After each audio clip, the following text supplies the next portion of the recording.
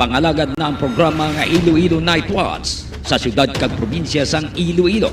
Gimaras Antique Aklan kapis syudad sang Bacolod kag Negros Occidental ilabi na sa sagwa sang pungsod. Ang ining nga programa magadala sa mga balita, impormasyon kag magasipad-sipad sa mga issues nga mangin patas ang presentasyon sa tanan kag mabatian sa Facebook page kag YouTube channel sang Iloilonewsline. Ang Iloilo Night Watch mangin mata kag dulunggan sa mga listeners kag mga viewers kag ini mabatian halin las 8:30 sang gabi tubtob las 10 sang gabi.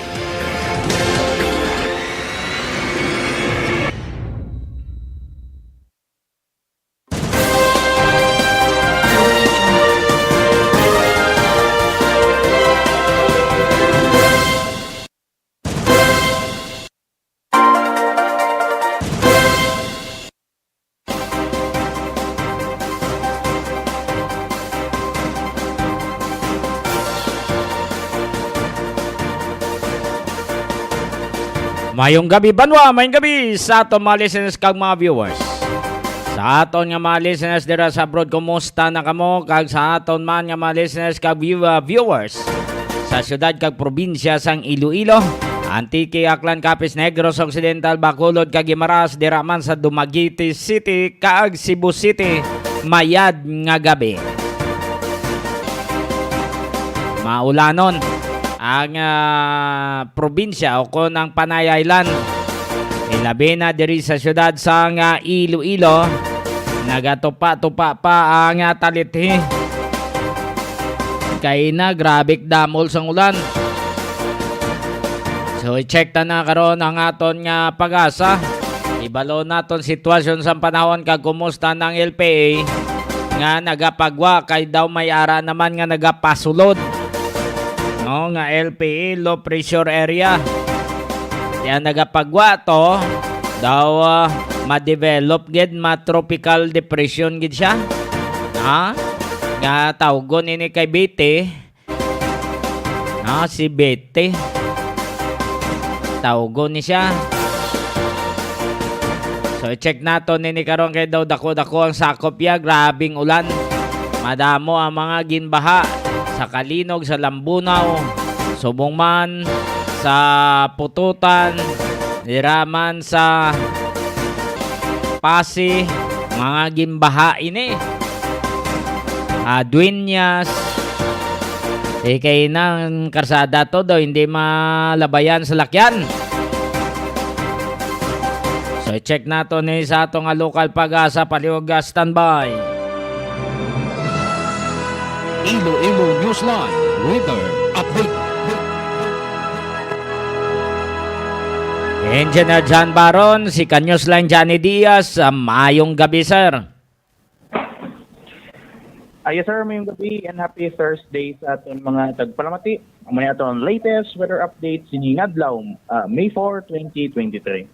Akay na lang sang alas 3 sang hapon, low pressure area nga aton gina-monitor akay na sa kalayon 125 kilometers east sang Puerto Princesa City, Palawan. Naka-embed ini sa intertropical convergence zone nga muning nag-aapekto sa Southern Luzon, Visayas kag Mindanao. Bangod sini nga sistema diri sa aton sa Western Visayas, magaluma kalangitan ang aton na-experiencean subong nga gabi and expect mga scattered ng mga pagulan, pangilat kag panaguob dala sang LPA kag ITCT. Kada segundang hangin nga nagapekto sa Western Visayas, mahina tubtob agan-agan halin na bagat na nasidlangan, nga amo ni magadala sang or should I say nabagat na nasidlangan, tubtob na sidlangan, nga amo ni magadala sang makanay tubtob kasarangan ng mga balod sa atong kadagatan. Forecast temperature naton 25 to 31 degrees Celsius, aton adlaw nagtunod 6:02 kay nasang hapon kag magabutlak ini 5:30 buwas sa aga. Kaga mo na aton latest weather update calendary sa Iloilo Doppler Radar Station. Ako si John Baron, madamog hit na. Salamat. Engineer John Baron, kumusta ng LPA nga nagapagwa to? Daw na-develop gid man siya into tropical depression? Well, actually, base sa aton latest analysis, may chance na siya nga mag-develop sa isa ka bagyo. Base sa aton nga available data, ang aton nga ginalantaw sa amo ning LPA no, may possible moderate to high likelihood nga mag-develop sa isa ka tropical depression. Oo, pero makapikto diri sa aton sa Western Visayas. Well, kung if ever sir no mag-develop siya sa isa ka bagyo, hindi ang epekto niya is hindi directly since kung magbagyo ni siya, makusog ni ang iyang hangin. So possible diri sa aton sa Western Visayas, maka-experience siya kita no sang mini habagat. Oh, I see. So, pero ang hindi karong LPA nagapagwa naman sa Palawan sa Palawan area. Yes sir, ang ini nga LPA is moving westward no. So ginexpectar naton by Sunday magwa ini sa aton nga Philippine Area of Responsibility. Oh, pero daw sa ano ka matuod nga mayara naman nagapasulod?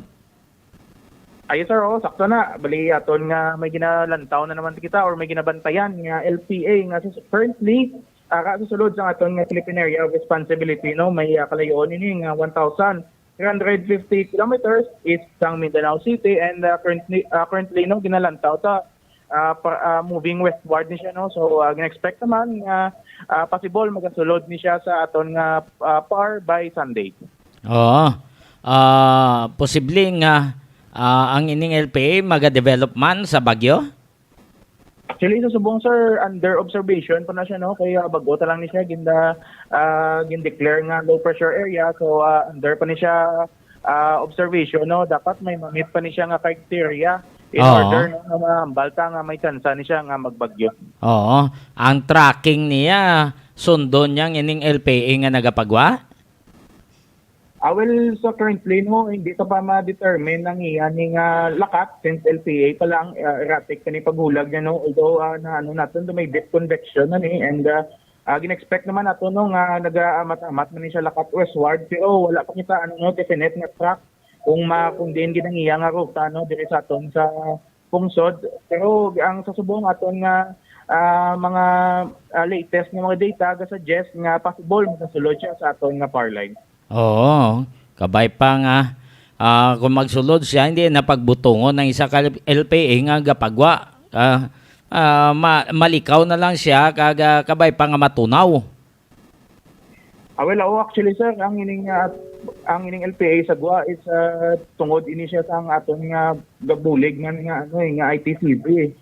Muna siyang kaya aton dabi nga ITCZ, muna siyang ang breeding ground sang isa ka bagyo. So usually kung ma-ITCZ kita and it so happen nung gapekto diri sa aton sa Visayas, then may sa mga development ng mga LPA no, and since apektado sa Visayas, may chance na siya nga maglabay sa aton. Oh, kung ninali sumulod siya, gina-expectar sa sunod nga semana makapekto sa aton.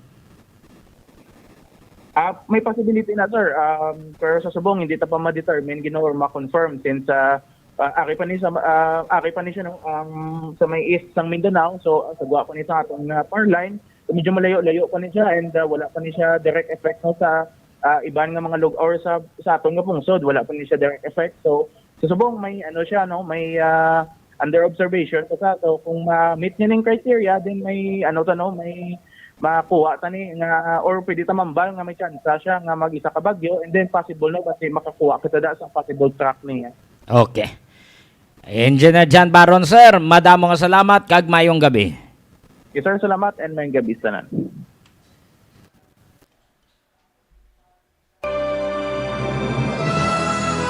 Iloilo Newsline Weather Update.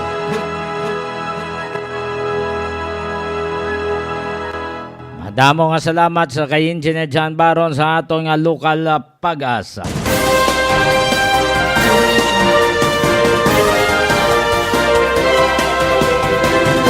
Ang impormasyon nga gindulong sa aton sa nga pag-asa dulong man sa inyo sang Vitron Animal Clinic. Vitron Animal Clinic na hamtang sa Barangay San Miguel Hordan, Guimaras. Mapakadto ka sa Santa Teresa Hordan yara sa left side. Unhan lang sang balay ni Mayor Inge dira sa Libon. No, ang ining Vitron Animal Clinic.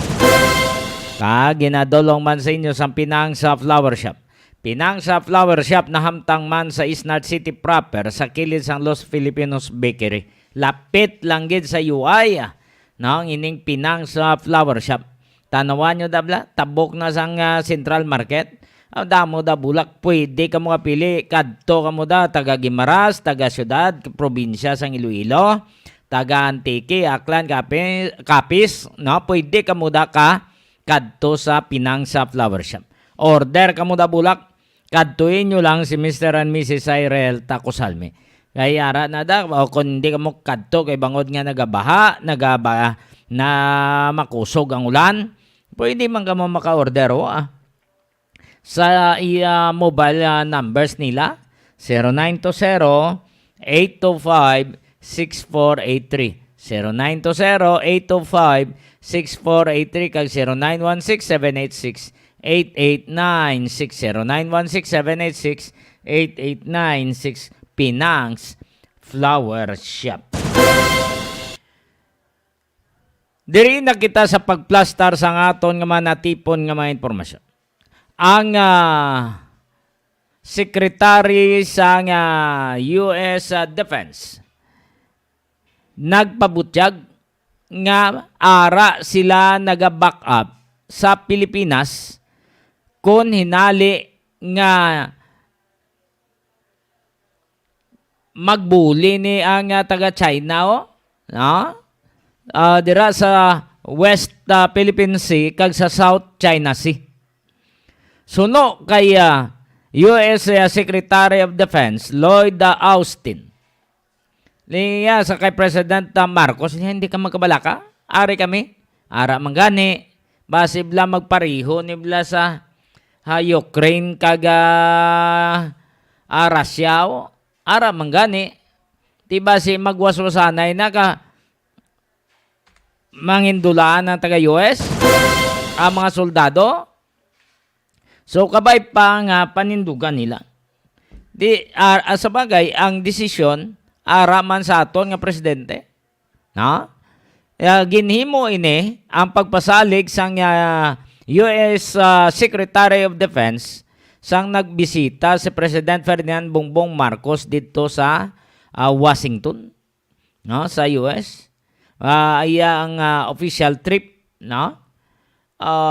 Kag dito na ginistoryanay astang ekonomiya na dala sa ilang ginistoryahan ni President Joe Biden. Kag madamo pa kaya ang Pilipinas nagahakot man subong sang mga negosyante nga tuyo nga mag-invest diri sa Pilipinas nga para man nga makabulig-bulig sa mga wala trabaho, para mabuligan ng aton nga mga kuturan nga nawad-an sang trabaho during pandemya. Yari si US Secretary of Defense Lloyd Austin. We recently concluded the largest and most complex iteration ever of Exercise Balakaton, and it included more than 17,000 troops, Philippines, United States, and Australia, training side by side, across air, land, and sea, for the first time cyberspace. And of course, Balakaton means shoulder to shoulder, because that's how the United States and the Philippines have always worked together. For decades, the Philippines has been an indispensable friend and ally to the United States. Our alliance is rooted in our common democratic values, and it draws strength from the deep bonds between our peoples. And as I said before, Mr. President, we're more than allies, we're family. When we share a common vision for a free and open Indo-Pacific, because a region governed by rules and rights helps provide security and prosperity for our countries and for the whole region. As President Biden has made clear, our commitment to the defense of the Philippines is higher than there. Let me say once again that our Mutual Defense Treaty applies to armed attacks on our armed forces, Coast Guard vessels, homeland vessels, or aircraft in the Pacific, including anywhere in the South China Sea. So make no mistake, Mr. President, we will always have your back in South China Sea or elsewhere in the regions. Today I look forward to discussing how we've made the alliance stronger, including the recent expansion of our enhanced defense cooperation agreement to 4 new sites across the Philippines. Also like to talk about including our new bilateral defense guidelines and other ways that we can build on our farmers. So, Mr. President, we're grateful for your enduring commitment to modernizing and deepening our alliance.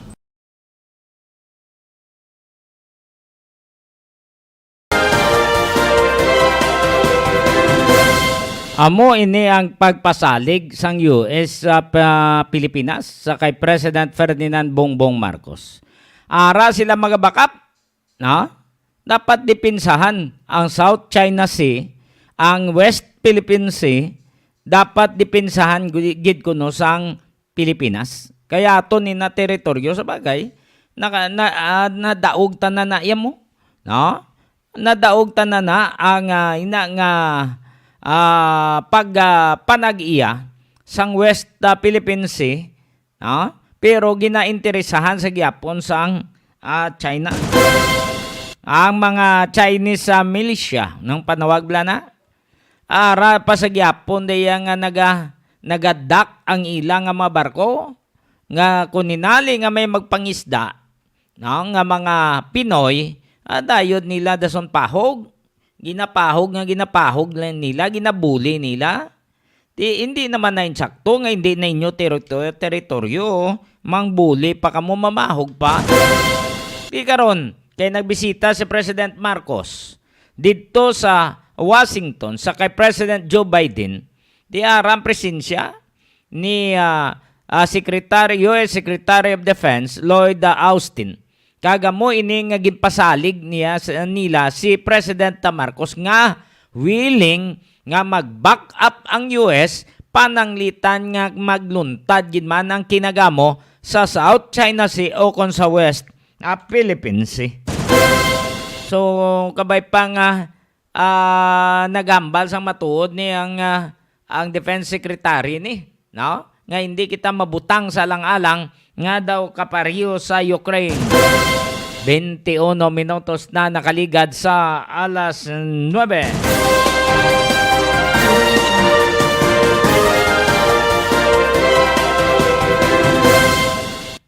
Sa pihak nga bahin, ang Manila International Airport Authority, pagi sa ilang officer in charge nga si Brian ko, lingyang sa upcoming sa palabuton, no?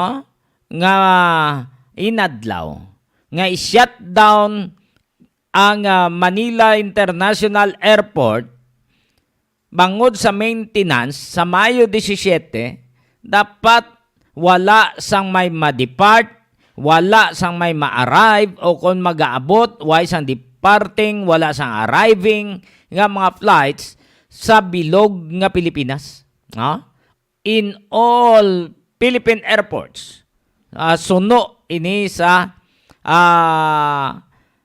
OIC Manila International Airport Authority. Kaya nga, dali malang kuno mo mga ano malang ni kauras ang ilis sang equipment, maintenance, no? Dali malang.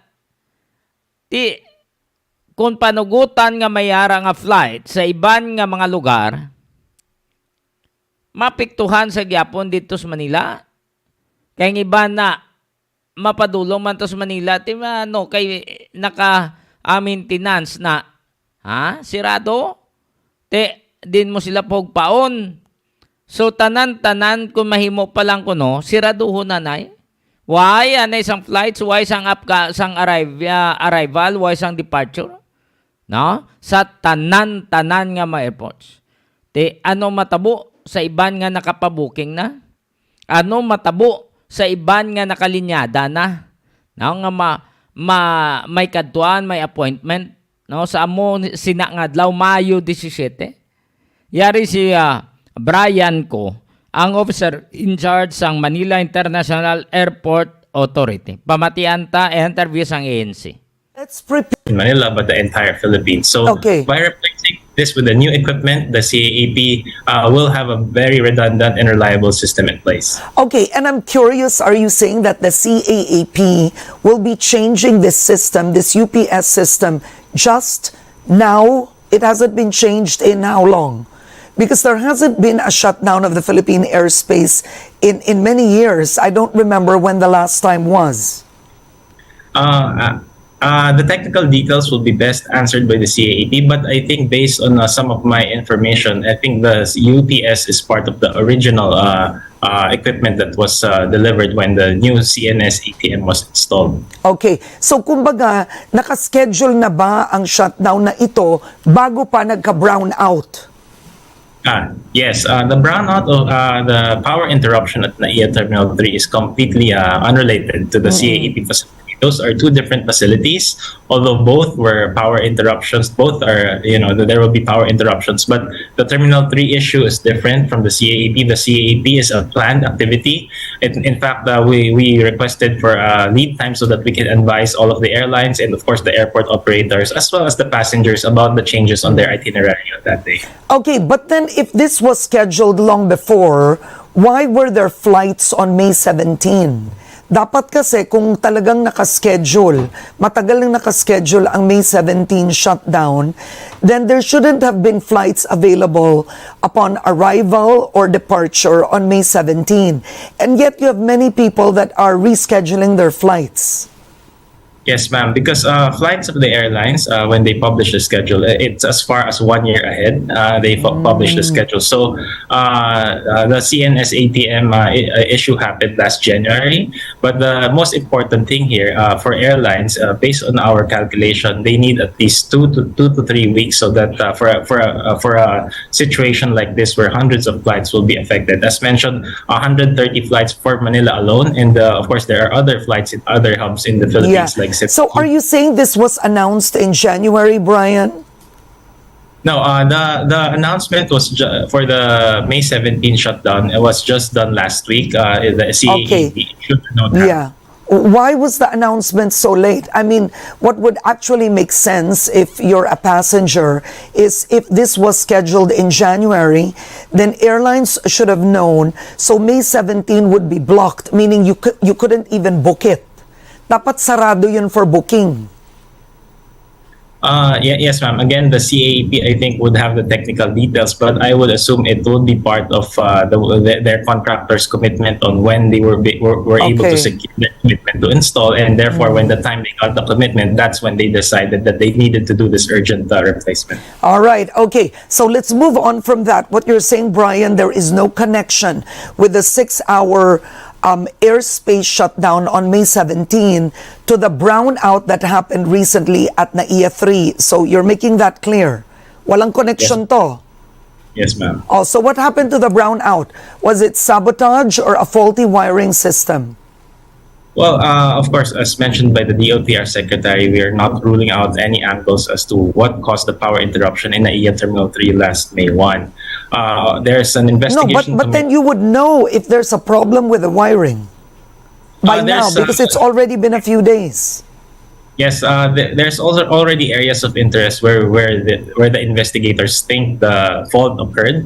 So there's a substation that has been isolated already that we're looking into. So both the technical team as well as the NICA for the angle of sabotage and other criminal activities are looking into, including interviewing the personnel that were involved in our engineering process. But Brian, let's take out sabotage first for lack of evidence, right? It could be a convenient excuse. So let's put it first to a maintenance problem.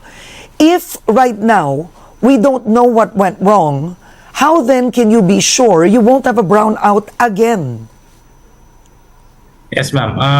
Our engineers are looking into the circuit breakers of that isolated facility, and as part of our improvement program, we've actually already awarded the replacement of the circuit breakers of all the major circuit breakers of NAIA Terminal 3. Because remember, last September 2022, there was also a power outage that hit T3. So based on that, there were several recommendations, and actually the first phase. So Brian, who is accountable? Because this is really no excuse. You have thousands of passengers 'di ba, na agrabyado. The height is, if it's local, they don't even give you a hotel. The point is, who's accountable? Yes, of course. Why are we even experiencing this in the 21st century? Is my question. Of course, as an organization, the MIA is looking into this, and again, we would like to No, apologize to the. but who is accountable for the maintenance of the EA Terminal 3? Directly accountable. Who's in charge? Yes, we do have an engineering team that's in charge of the facilities at D3, and part of that is we're looking at how it was maintained over the years. If the maintenance program was followed, if the equipment were replaced in a timely manner. If they were not, we have to know why they were not replaced when they should be replaced, because a lot of the equipment are actually approaching or nearing obsolescence already. But then won't the engineering team frankly be under Mr. Chong, who was, I mean, the timing, the coincidence with what's happening with Mia, it's honestly like a thriller right at this point. It's like a story written out.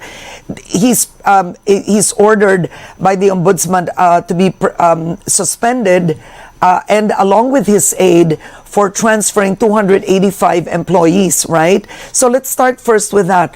If it's the engineering department, won't they be under Mr. Chong? Is that how it works in the office? Yes, ma'am. All of the units under MIA report to the GM.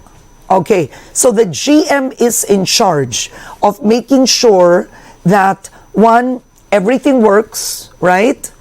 Correct? Whether it be power, security, logistics, that's the GM's job. Correct. Everything that happens in our airport, ma'am. Okay, so right now you're the officer in charge. What are you allowed to do? Can you buy new equipment, Brian? Are you allowed to do that? Can you actually move people around? Because now you have a GM. The DOTR said it was under his purview to actually reassign people, and the ombudsman doesn't agree. Yes, ma'am. So in terms of being the OIC as an interim OIC to take care of the operations of MIA, of course, everything has to continue. The services that we deliver to the public should be uninterrupted. So part of that, of course, we will continue all of the things that will be.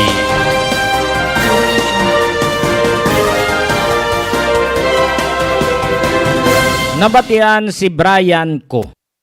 Amo ini ang officer in charge sa Manila International Airport Authority. Sa plano nga shutdown ang operasyon sang tanan-tanan nga mga airports, no, sa pizza 17 sang Mayo. Kami yara nga maintenance kuno nga paghimuon dito sa MIA. Kaya pangislan pa to UPS ang ila to nga mga computer katadlungon ng system, no? So kung hindi lang ang Manila International Airport ang i-shutdown, kung mahimo tanan nga mga airports i-shutdown, no? 6 oras ay ma-maintenance ang taga kaap. So depende ini kay ti apektado ang economy magamusin ni.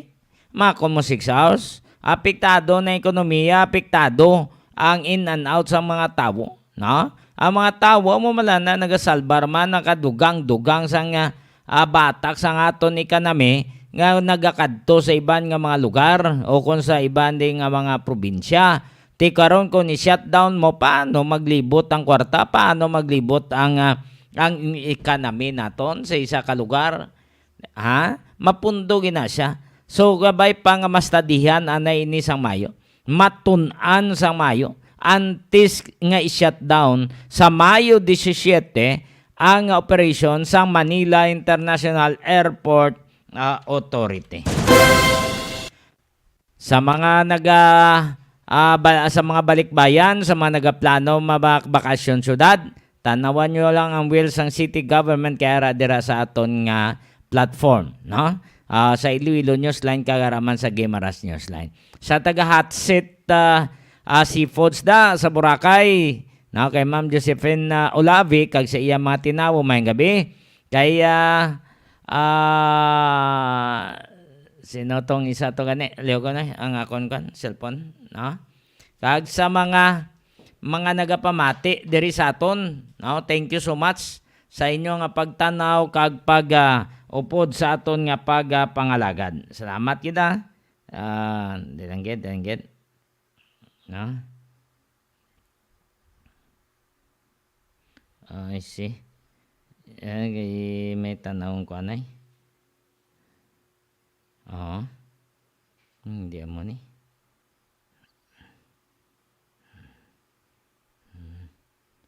Okay.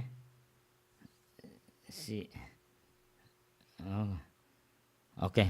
Sige. Sa mga taxi drivers man nga monitor. Kay partner Noke da sa Boracay. Aga monitor man sa kay partner Noke. Ha? Mayong gabi. Nagbaligya sa mga t-shirt, sa sando, kagiban pa. Kag sa mga listeners naton sa abroad, salamat sa pagtanaw kag pagpamati. Kag sa taga Valyacar Transit Incorporated, kay Ma'am Sheila Villarosa, mayong gabi man. Salamat sa pagtanaw. More power, Iloilo, bringing more to life. When we first arrived, we said we'd be more. And we were. We said we'd give you more. And we did. We even source 100% of our electricity from renewable energy, all while having the lowest rates in the country. But wait, no, that's not enough. This year, we're going to do more. But what does do more mean? It means more upgrades.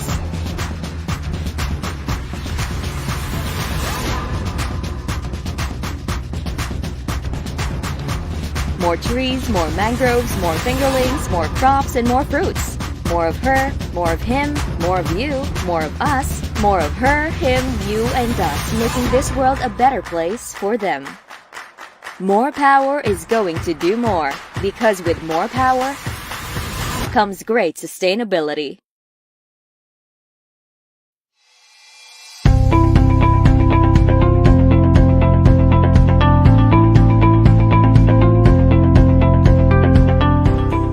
Health complex.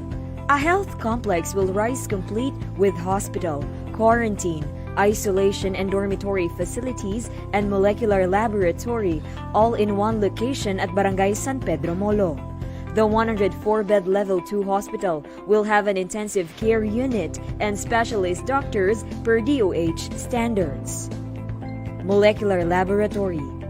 There's an urgent need for faster releasing of RT-PCR results to effectively and efficiently manage confirmed cases.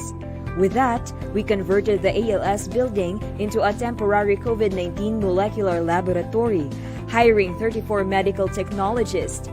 Later on, the machines can be calibrated to test dengue and HIV. Contact tracing. We already trained 120 persons as contact tracers. The City Epidemiology and Surveillance Unit of the City Health Office is conducting aggressive contact tracing to locate all close contacts and manage confirmed cases efficiently and effectively. Patient transport. 6 ambulance units and 1 minibus are being used by the Iloilo City Emergency Response of the City Disaster Risk Reduction Management Office in transporting positive patients to healthcare or quarantine facilities. Modular Hospital. Iloilo City government and partners have started preparing additional beds for COVID-19 patients. This temporary hospital seeks to address the high health care utilization rate, considering the city-based facilities also catered to patients from 5 neighboring provinces in Panay Island. A 66-bed modular hospital, which is a 3-unit 22-bed per unit, will be built nearby Suoc quarantine facility. An additional 32 isolation beds will also be built in front of the existing one, also in Suoc. The isolation and quarantine facilities shall form part of the proposed hospital in collaboration with the Department of Health. Quarantine facilities. St. Therese Hospital, which has been non-operational for quite some time, has been lent for free and has been serving as a quarantine facility. This move is in preparation for possible increase in infections, which may be caused by the more contagious Delta variant. Iloilo City has put in place a total of 1,500 isolation beds, including close to 1,000 in government-run facilities and at least 500 private beds in various partner hotels in case of COVID-19 surge. These will cater to mild and moderate cases to give the already overwhelmed hospitals a breathing room. City-run facilities have provided lunch and dinner meals, medicines, vitamins, hygiene kits, and medical checkups. City Vax Teams. The city's vaccination teams include city health office doctors, nurses, vaccinators, health workers, site managers, liga ng mga barangay, IT, PSTMO and PNP personnel, volunteers, and logistics team from the General Services Office. They target at least 10,000 vaccinations a day in the 5 identified mega sites: SM City, Robinson's Haro, Mega World Transport Hub, Central Philippine University, and Ateneo de Iloilo. They also conduct community-based vaccination in barangays identified as having low vaccination turnout. We have 28 medical officers or doctors, vaccinators composed of 51 nurses and 13 midwives, 16 nursing aides, 13 dentists, 303 assistants composed of BSPOs, health workers, health center staffs, and etc. Disinfection. City Health Office Sanitation Division disinfects city government offices that are locked down following confirmed cases, as well as national government agencies and establishments that request assistance. Volunteer fire brigades and Bureau of Fire Protection also help in disinfection. The threat of this pandemic has pushed the Iloilo City government to double its efforts in fighting the unseen enemy, without overlooking the usual health issues, problems, and concerns that need to be addressed. Let us continue to bring Iloilo City to the next level.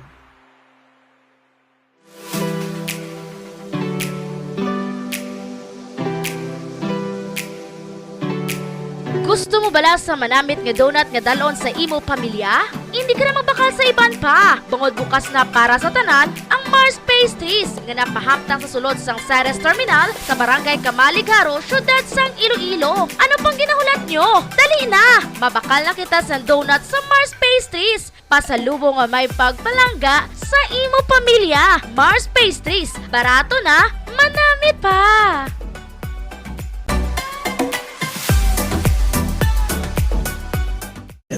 6, 7, go! Pasok na kasuke, presyong divisoria, tampu-tampu, 20-30 DJ Hello mga suki!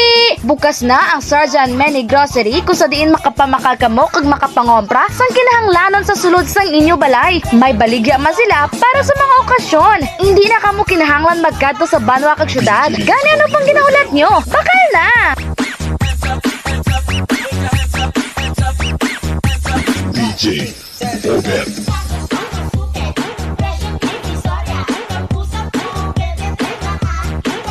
Ano pang ginahulat nyo? Bakal na sa Sergeant Many Grocery.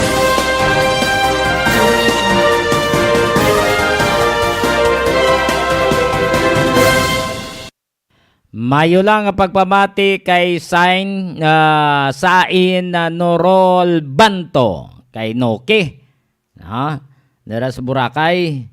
Wow. Musta na? Business Institute. Salamat sa pagtanaw kag pagpamati. Kag sa mga katropa mo da. Sa mga kilala mo, baliog lang like, share, and follow. Salamat. Noki. Sain Norol Banto. Amigo ni dito sa Boracay tanaw man siya. 43 minutos na nakaligad sa alas 9. Base mangita ka mo blas ang mga isda nga priska kadto lang mo sa crossing patio Dueñas, Iloilo. Pangitan nyo lang si Niji Matupas kag si Digol. Pwede man kamo magpakita da ba damo lutuan to ni Jima nang umpra sa gina. Pertek damo. Damo nagakuha siya mo. Nami magluto mo. Ang base mangkot ka mo kunden. Ara sa crossing patio duin niya sa Iloilo. Ang ila pwesto. Kaduin nyo lang da. Approachable man ang mga sawa na. Kagulagid problema. Kaduin nyo bla.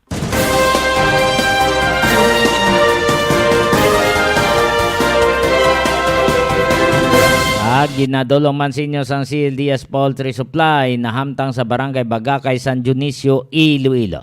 Ang CLDS Poultry Supply nagabaligya sa mga feeds ka mga bulong para sa kasapatan. Panagyan ni Totong Lerek kag Cheryl Lucindo Diaz. Salamat gid sa pagtanaw man kag pagpamati kag sa Ilada Barbershop na base magpagunting kamo kadto lang mo sa barbershop na sa Barangay Bagakay, San Dionisio, Iloilo. Kay Leslie Londonio, sa Londonio family, mayong gabi. Happy anniversary, both of you. Thank you so much. No, thank you.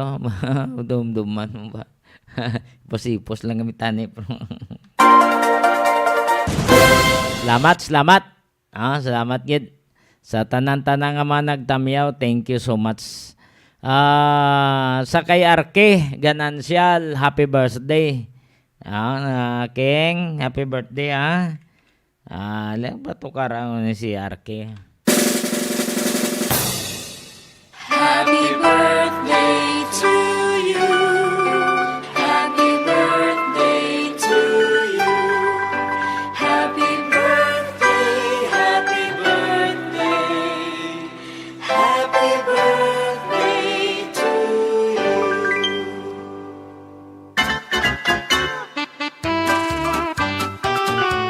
Happy birthday kay Arke Ganancia. King, musta? Kay Aisha Marie Luxin, happy birthday man. Halin kay Trix Faith. Kag sa iban nga nagaiwat sang kadlawan, happy birthday.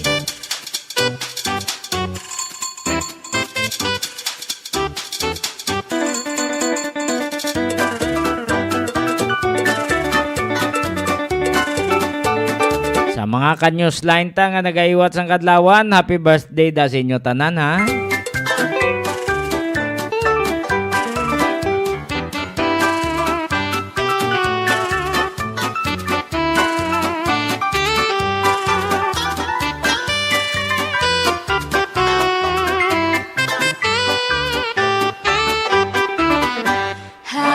Happy birthday kay Arke, alin sa kay mama mo, alis kay papa mo da, kag sa mga kauturan mo kag sa alin sa kay Toto Justin.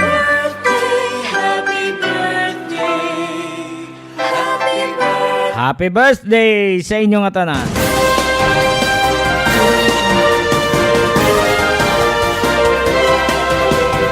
Sa mga nagapamangkot bla kundi pwede makapakonsulta, konsulta ka mo da sa kay Dr. Marilyn Garmay Gaitan sa Crossing Piña, Buena Vista, Guimaras, sa isa da bla ka parmasya. May ara da siya nga clinic mo kon Miyerkules kag Sabado, kita na ka mo dira ni Dr. Marilyn Garmay Gaitan. Mayad na sa doktor, approachable pa. Kadto lang ka mo dira. Magpakonsulta. Pangita niya si Dr. Marilyn sa mangkot siya kung sino nag-refer. Naton ako. Naton Johnny Diaz. Kumarihay kami na. Basta nga magbayad man kamuhi. Bala mo mahal nga daan. Mag-skwila doktor. Mahal. Dako gasto. Damo pa nga mga mga alamutan. Bagit. So kadako. So bayad ka mo bisan gamay-gamay lang na importante nga may pangbayad man bla sa tax. Mo na. Di bla dok. 48 minutos na nakaligad sa alas 9. Kay Nonoy Arlan, kay Johnson Gutera kasabat sa klasa 90 sa St. Joseph School Ihas di sus mayong gabi. Ang BFAR, Bureau of Fisheries and Aquatic Resources, mayara silang reminder sa aton nga mga fisheries. para kuno sa pag-dispose ni sa maayo sa mga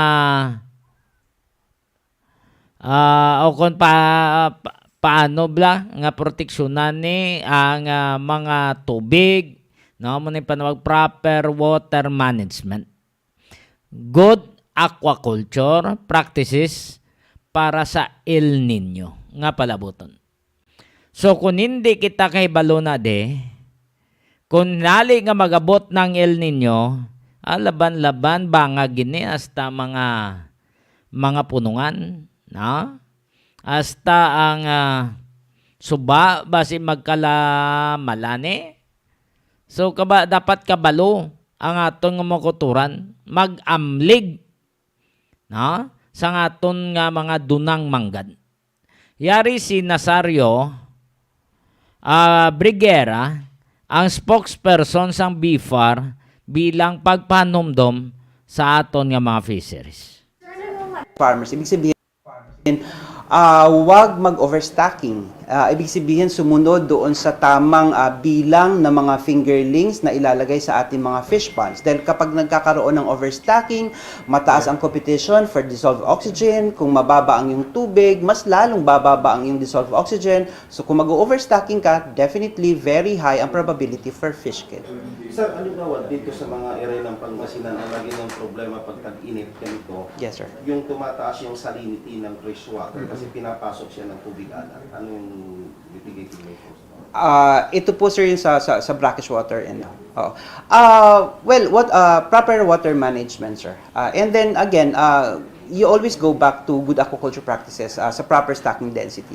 Sir, may sinasabi ibang stakeholders na kapag ka daw bumababa yung level ng tubig, yung mga isda daw po lumalayo, parang gano'n, lalayo sa mas malalim. Baka daw po walang mahuli ang mga municipal fisher po? Sa marine po ito, no. Katulad na nasabi ko, sa pelagic, favorable sa kanila yung warm temperature. At tama po yun, may pag-aaral din naman na sinasabi na naapektuhan ang migration pattern ng mga marine fishes natin. Pero may hakbang na po dyan ang pamahalaan sa pamamagitan po ng BIFAR. We have the National Payaw program. Isa po itong fish aggregating device yung nilalagay natin. Ibig sabihin, kahit maapektuhan yung migration pattern ng mga isda mo, pero meron kang isang lugar, isang spot na may fish aggregating device. So ang tendency ng isda mo ay pupunta pa rin sa permanenteng lugar at dahil dito, mayroong permanenteng lugar na pupuntahan ang mga mangingisda. And mas makakatipid pa nga sila sa petrolyo dahil doon sila mangingisda. Pero sir, paano yung pattern po na yan? Anong ginagawa mo? Saan ba usually talaga pumupunta? Yes, posible yan. Maaring lumayo sila doon sa kung saan medyo colder yung water dahil nga kung pelagic ito. Pero again, meron tayong shallow and shallow payaw, yung fish aggregating device sa mababaw na katubigan. At meron din tayong mga deep water payaw doon naman sa mga mas malalalim. Sir, for the record, ano po yung mga fish yung sa aquaculture na possible maapektuhan? Ang possible na maapektuhan yung tilapia bangus. Ito yung mga land-based commodity pertaining to aquaculture. So ito yung mga nakita natin na mas maapektuhan. At yun nga, sinasabi natin, kailangan ipatupad talaga, sumunod ang ating mga fish farmers doon sa good aquaculture practices.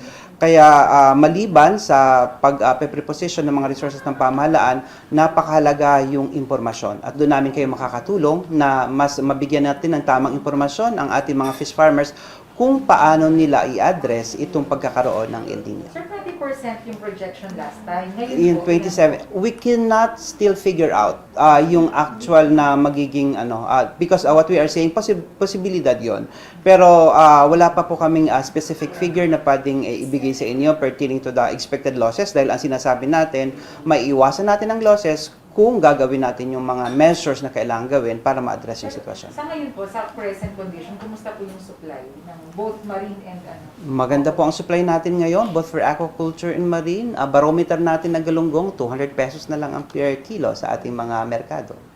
Sir, about sa red tide, Mas marami ba pagka may El Nino po? Very good question, sir. Pagka mainit ang panahon, may posibilidad din ng insidente ng mas malawak na pagkakaroon ng insidente ng red tide. Kaya isa rin sa mga gagawin natin, palalawakin natin ang water monitoring, magkakaroon ng mas dagdag na sampling area para mas ma-monitor natin kung ano yung mga areas na may red tide.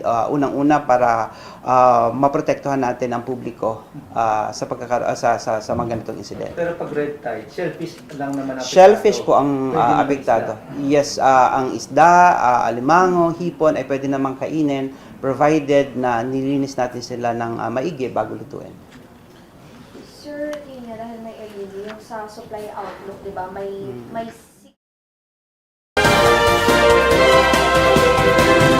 Amo ini ang panugyan sang BIFAR. Sa pagi kay Nazario Briguera, ang spokesperson sa BIFAR Western Visayas. So along-along kita, amligan ta atong kaugalingon, mag-amlig man kita sa aton nga mga dunang manggad. Kay kung hindi kita mag-amlig, gutom ang aton nga mabtan. Ti kung gutom na gani, mapiktuhan aton pamilya, budlay ba si magmalnares kita, no? Basi bala mabutang pa sa alang-alang ang sitwasyon sa aton nga pamilya. So halong-halong kita tanan, mangin aware kita sa aton palibot, kag dapat hindi kita sagad kalat sa aton nga mga basurang magkadto na sa aton nga mga tubig, no?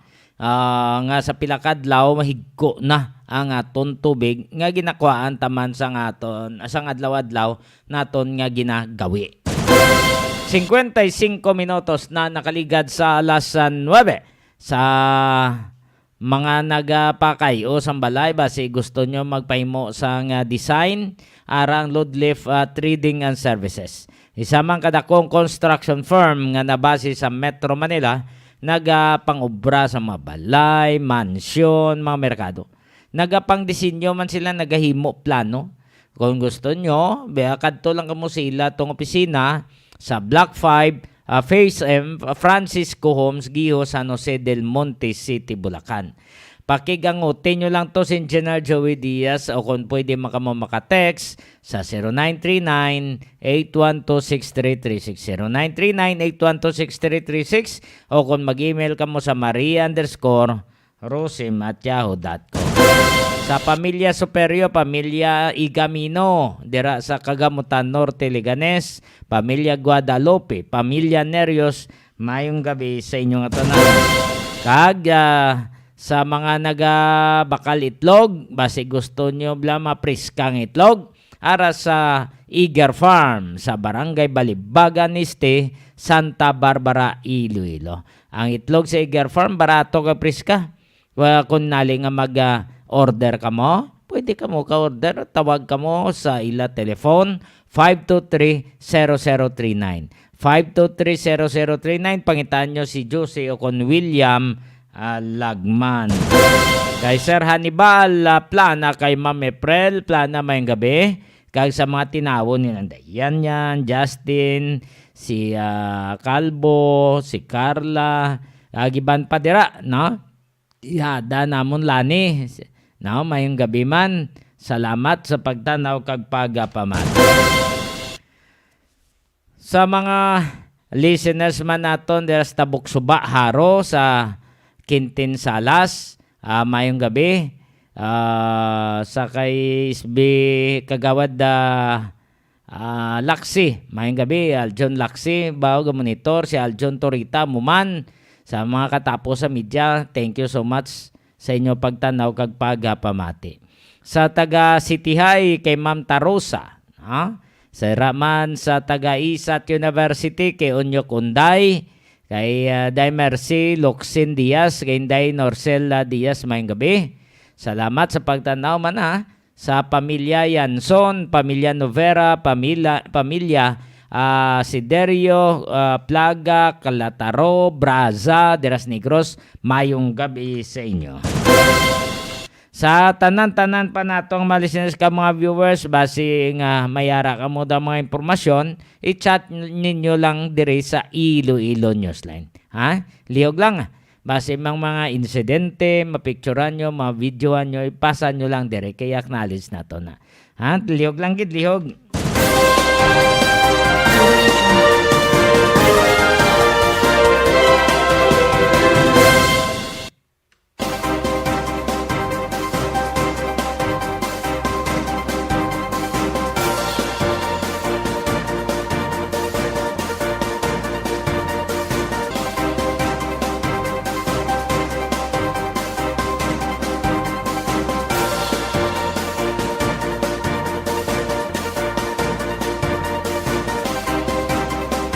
Salamat gid sa atong mga listeners ka mga viewers. Upuan lang kay Toto Boy Chef kag Nonoy MJ. Ini ang inyo alaga Johnny Yanson Diaz. Madamo nga salamat kag mayong gabi Pilipinas para sa Iloilo Newsline.